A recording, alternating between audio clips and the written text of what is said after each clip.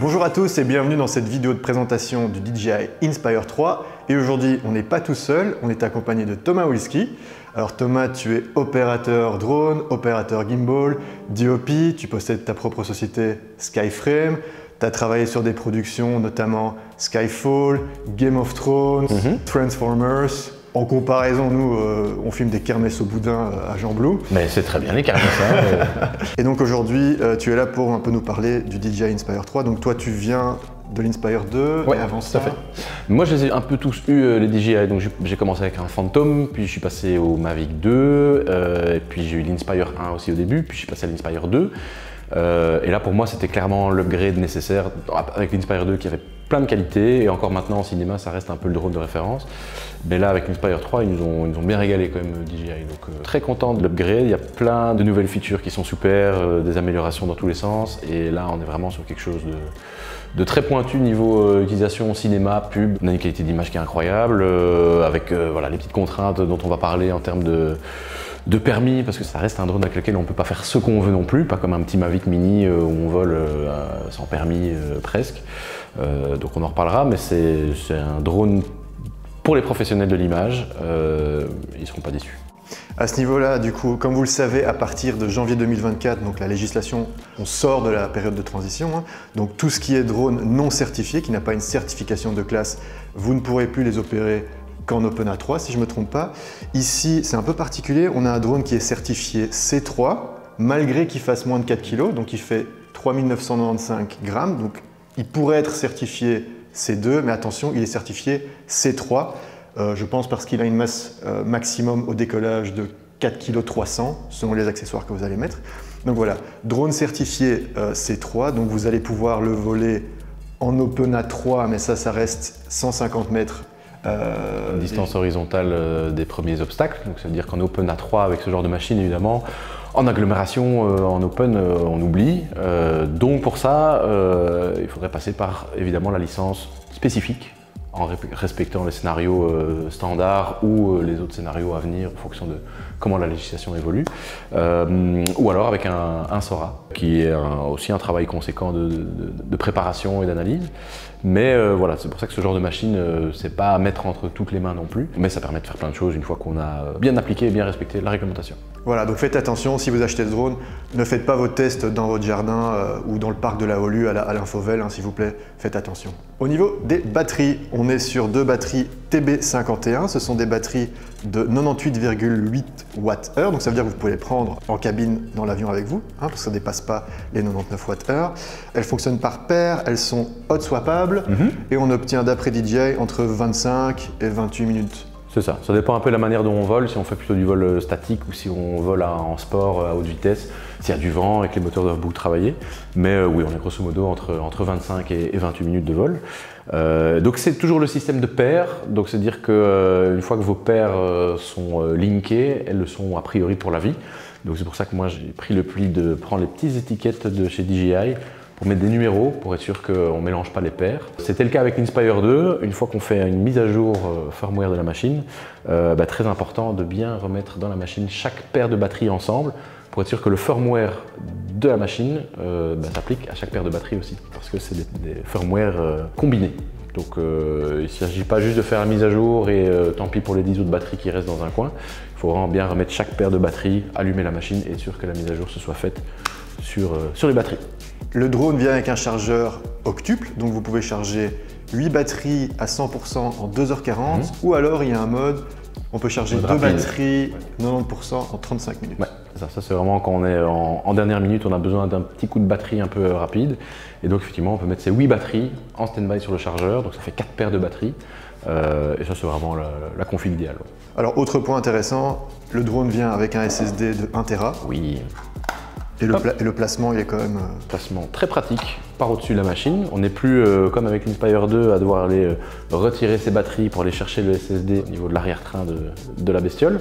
Donc on a un SSD ici, qui se vend aussi, il y en a un qui fait partie du kit, mais qui s'achète après en supplément. Donc moi j'en conseille d'en avoir au moins 2 ou 3, des SSD de 1 Tera. Et alors ce qui est génial, grosse amélioration aussi par rapport à l'Inspire 2, c'est que ce sont des SSD avec un USB-C intégré. Donc on n'a plus besoin d'un lecteur externe. Et donc ça permet, une fois qu'on a terminé, hop, SSD, un câble, on copie les images, on reprend un autre SSD et on continue à voler. Ça s'installe super facilement, c'est génial. Alors une des nouveautés qui frappe sur l'Inspire 3, c'est la nouvelle caméra FPV à l'avant. Donc c'est la même caméra que le DJI O3 il me semble. Ça vous donne une transmission 1080p 60 fps. Elle est inclinable. Donc par rapport à l'Inspire 2, je crois qu'il y avait déjà une caméra FPV, mais elle était en 480. Oui, et puis surtout en basse lumière, quand on faisait des plans de nuit par exemple, c'est sûr que cette caméra FPV sur l'Inspire 2, elle tenait pas trop la route. Là ici, on a vraiment une caméra FPV qui permet d'avoir en tant que pilote un contrôle total sur la position de la machine, en pouvant laisser le deuxième opérateur avec la deuxième radio s'occuper vraiment que de l'image, et le pilote peut vraiment monitorer la position du drone en toutes circonstances, et l'image est vraiment incroyable sur FPV.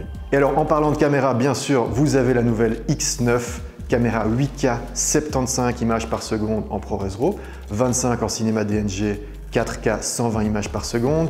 C'est une caméra full frame, dual ISO. Vous avez un ISO natif de 800 et un dual ISO à 4000.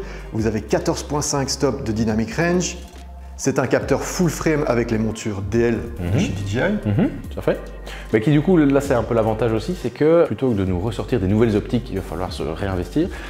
Tous les opérateurs qui avaient déjà un Inspire 2 avant avec la panoplie d'optiques 24, 35 et 50 mm, ces optiques qui sont compatibles avec la X9R, à part le 16 mm. Le 16 mm du coup il ne couvre pas a priori au niveau de ce capteur là. Donc ils ont sorti une nouvelle optique qui est vraiment dédiée que à la X9R, c'est le 18 mm, qui est on va dire la seule optique que vous devriez éventuellement avoir dans votre kit en plus si vous n'avez pas déjà les autres.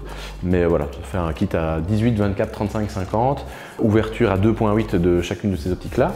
Et pour le reste, ça fonctionne comme avant en termes de diaph, en termes de points. Il y a évidemment les accessoires en plus pour faire la mise au point à distance avec un assistant. C'est une caméra qui est l'équivalent d'une petite Alexa Mini large format ou une Sony Venice miniature dans les airs. Alors, autre nouveauté également, vous avez une entrée timecode en 3,5 mm. Ça va vous permettre de synchroniser toutes vos caméras ou de vous synchroniser au son, si jamais il y a de la prise de son. De cinéma par exemple, et vous devez faire des plans en drone en même temps que les autres caméras qui tournent, et ben, il suffit d'aller voir nos amis ingé son qui gentiment vont venir vous synchroniser le timecode avec un petit boîtier type Tentacle ou autre, pour que du coup le timecode de votre drone soit complètement aligné avec les caméras du plateau. Au niveau bruit, on est quand même à 98 décibels maximum, donc je ne sais pas si les ingénieurs du son vont être très contents. Non, c'est sûr, mais le monteur sera content. Au niveau de la caméra, on a maintenant un tilt vers le haut de 80 degrés, donc ça va vous permettre de faire vraiment toutes sortes de plans, et un pan sur 360 degrés comme d'habitude.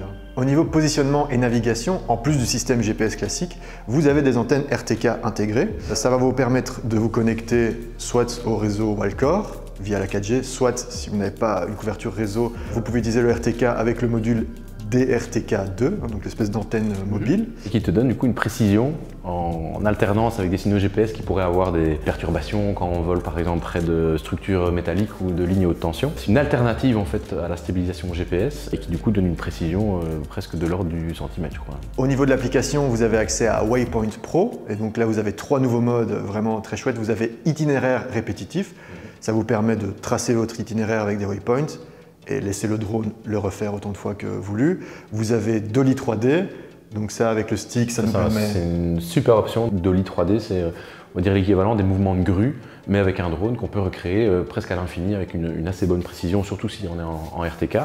Et là, c'est un peu le même principe, on dessine entre guillemets sa course ou son plan avec le drone en choisissant un peu les points de début et points d'arrivée. On peut demander au drone à vitesse variable de refaire exactement le même mouvement, très précis, très lent, et ça devient vraiment comme une petite grue dans les airs. Et enfin, vous avez Spotlight Pro, ce qui va vous permettre de traquer un sujet et éventuellement de contrôler le drone en opérateur solo. Le drone est équipé de 9 détecteurs d'obstacles pour une détection d'obstacles à 360 degrés et ils sont personnalisables, c'est-à-dire que vous allez pouvoir désactiver une partie pour pouvoir par exemple voler le long d'un mur ou des scénarios un petit peu plus risqués entre guillemets. Au niveau de la radiocommande, on est sur la nouvelle DJI RC+, qui intègre un écran 7 pouces de 1200 nits, une sortie HDMI. Vous avez une batterie intégrée qui vous donne une autonomie de 3 heures, mais vous pouvez également l'alimenter avec une WB37 qui va vous donner 6 heures d'autonomie additionnelle. Et voilà. Et du coup, grâce à la batterie interne, ça rend ce système de batterie W37 hot swappable. Donc c'est-à-dire qu'on aura toujours la petite sécu de la batterie de la radio, et puis il suffit de changer les batteries W37 qui sont les mêmes qu'à l'époque du Crystal Sky. Donc ça c'est aussi assez intelligent de la part de DJI, c'est d'avoir pu permettre de récupérer des accessoires de la précédente génération et de les incorporer dans la nouvelle. Au niveau de la portée, on a doublé la portée par rapport à l'Inspire 2. Attention, ceci dit, en Europe, vous êtes en EULBT, on n'est pas en FCC, donc ne vous fiez pas aux données du site de DJI qui sont pour les standards américains. Et bien sûr avec la réglementation en vigueur qui dit qu'un drone doit toujours être gardé à portée visuelle, donc à moins d'avoir un œil de lynx, rarement vous allez l'envoyer à 15 km à moins de bypasser la réglementation.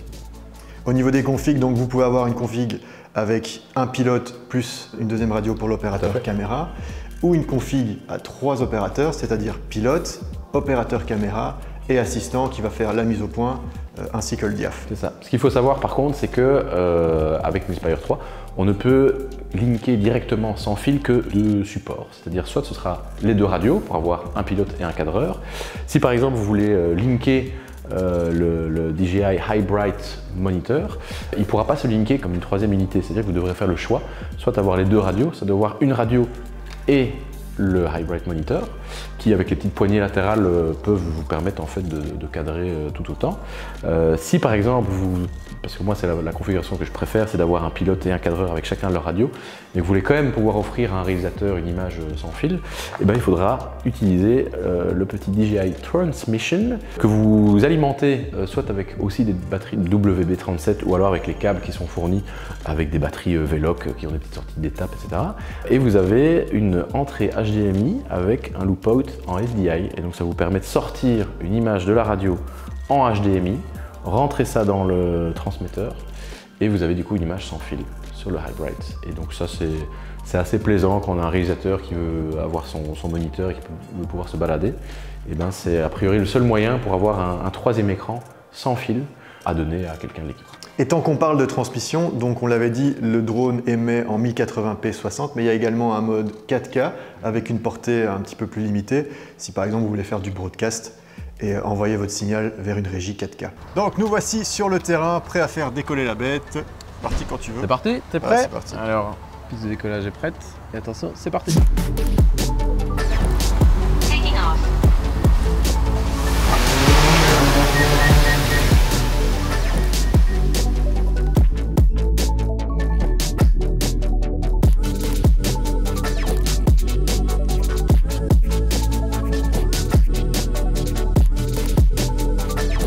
Donc là, on va faire un petit test de la stabilité d'Inspire par rapport à l'Inspire 2. À ras de sol, au niveau de ses perturbations, on voit qu'on peut presque toucher le sol. Ça, regarde, ça bouge pas. Hein. C'est incroyable. Je pourrais presque toucher la gimbal. Donc là, moi j'ai le contrôle de la gimbal. Je peux vraiment faire un plan ras de sol. Ouais. Ici, on a Didier, le big boss. C'est incroyable. Donc là, vous pouvez voir, on est... Oh là là! Regarde ça, je pourrais presque toucher le sol. Je peux voir les fourmis. Donc là, on a activé le RTK. Ouais. Donc, ce qu'il faut savoir, le RTK, donc, on disait qu'il y avait deux possibilités d'utiliser le RTK. Soit c'est avec un réseau 4G qu'on fournit avec son téléphone ou avec un petit dongle Wi-Fi. Et puis il faut se créer un identifiant Wallcorp, en tout cas en Belgique, pour avoir accès au réseau RTK mis à disposition par la Wallonie. Si on veut être complètement indépendant de ce réseau-là, il y a l'autre option qui est le DRTK2 de chez DJI, qui est une espèce de petite station RTK portative, autonome et qui se rajoute comme un accessoire supplémentaire. Ici, nous on est passé par le réseau Wallcorp, on a rentré tous nos identifiants, nos logins, le RTK a été validé et on s'apprête à décoller. Alors, est-ce qu'on peut se retester la stabilité à basse altitude avec le RTK, voir si on a une différence? Qui était déjà pas mal, rien qu'avec les signaux hein. GPS. Là, on a quand même le même degré de précision. Hein. Non, il y a un peu de vent. Hein, il y a beaucoup de vent. Aujourd'hui, il y a beaucoup de vent et ça tient, c'est incroyable. Au niveau des réglages caméra, vous allez retrouver tous les réglages classiques. Hein. Donc vous avez l'ISO, on a deux ISO natifs, 800, 4000. Ici, on a beaucoup de lumière. On aurait peut-être dû se mettre un petit filtre ND. Donc je vais me mettre à l'ISO le plus bas, 200. Vous avez l'obturateur. Donc si vous filmez à 25 images par seconde, c'est le double, donc on va se mettre à un 50e. Auto, c'est un shutter auto ou alors il y a un mode 180 degrés maintenant? Je crois que c'est un shutter automatique. C'est le shutter automatique. Ah, il y a angle mode, donc enfin, ils ont changé ça. Enfin. Donc cette fois-ci, voilà, vous pouvez mettre votre shutter à 180 degrés. Comme ça, si vous changez votre FPS, il va automatiquement être au double du FPS. Iris, donc c'est votre diaph, l'ouverture, hein, vous avez un mode auto si vous le souhaitez. Et une fois que vous êtes en auto, vous avez la compensation d'exposition. Donc si vous voulez lui dire sur X mode de diaph ou sous X de diaph. Vous avez les réglages de balance des blancs, le réglage d'enregistrement. Ici, on est en D-Log. Au niveau du capteur, vous avez le choix. Vous pouvez choisir soit le capteur full frame, soit vous pouvez cropper en Super 35. Recording codec, vous avez le choix. Donc vous avez du H264, du ProRes 422HQ, du ProRes RAW ou du Cinema DNG. Résolution 8K1, 8K, 4,1K ou 4K. Et le FPS, comme on l'a dit, 8K1, 60 FPS ici. Tiens, pourquoi il n'y en a pas 75 ? Nota bene, en 16 et 17 neuvième, vous êtes limité à 60 images par seconde. Pour débloquer les 75 images par seconde, il faudra passer dans un format 2,4:1. Pour les waypoints, eh ben, on va le voir en même temps sur l'écran. On a le petit onglet de waypoint sur la gauche de l'écran qui nous permet ensuite d'aller créer un nouveau waypoint. C'est la première démarche à faire. On va choisir quelques points de repère pour le test. Hop, on rajoute un waypoint. On s'éloigne un petit peu. Voilà. On va peut-être faire un petit virage aussi. Un petit virage, là il est toujours en waypoint automatique, donc c'est-à-dire que c'est lui qui drop des petits waypoints tout au long de la course. On va revenir ici, on a déjà 14 waypoints enregistrés, de manière automatique donc. Voilà, donc on s'est fait une espèce de circuit en triangle. Voilà. On peut sauver. Voilà donc notre waypoint ici en haut. Et puis on peut l'éditer évidemment, et nous ce qu'on va faire c'est Execute. Et là on va pouvoir choisir entre Repeatable Routes ou 3D Dolly. Alors on va plutôt essayer de... Donc la différence c'est la route répétée, c'est lui qui va voler tout seul. Alors c'est-à-dire qu'il va voler de la même manière que la manière dont on lui a présenté ses waypoints. Tandis que le 3D Dolly, c'est toujours le pilote qui va pouvoir juger un peu la vitesse avec le stick. Mais le drone va refaire la même route que celle qu'on vient de concevoir. Ok, donc ici on va vous démontrer le mode 3D Dolly. 3D Dolly. Alors control mode, manuel. Je vais pas le faire avec le FPV follow. Alors on upload la mission, il va se mettre en place. Il va se mettre en Il place. va nous indiquer une fois qu'il est prêt à exécuter ses waypoints. Mais dans ce cas-ci, toujours sous l'impulsion du pilote qui va donner des gaz. Ok, donc là j'ai le contrôle de la gimbal. Voilà. Moi je vais essayer de nous garder dans le cadre. Et ben alors moi je lance doucement les waypoints avec juste un peu de gaz au niveau du stick. Et on voit que le drone, alors que je ne joue que sur l'axe horizontal, et ben on voit le drone qui fait quand même toute sa petite boucle, toute sa petite courbe. Voilà, et moi je peux, en tant qu'opérateur caméra, me concentrer sur le cadrage et nous garder dans le cadre.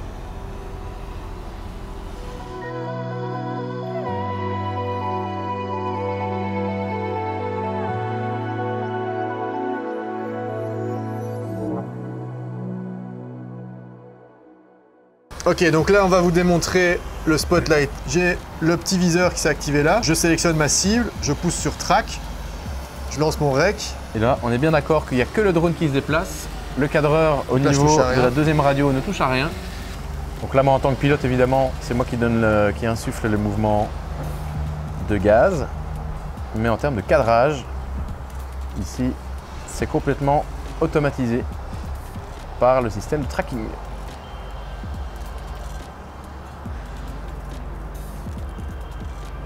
Ouais, c'est assez cool quand même. Hein. Pas mal, hein? Donc voilà, ça vous permet par exemple d'être tout seul. Vous n'avez pas besoin de deuxième opérateur. Enfin, si vous avez toujours besoin d'un deuxième opérateur, mais vous pourriez vous passer d'un deuxième opérateur. Voilà.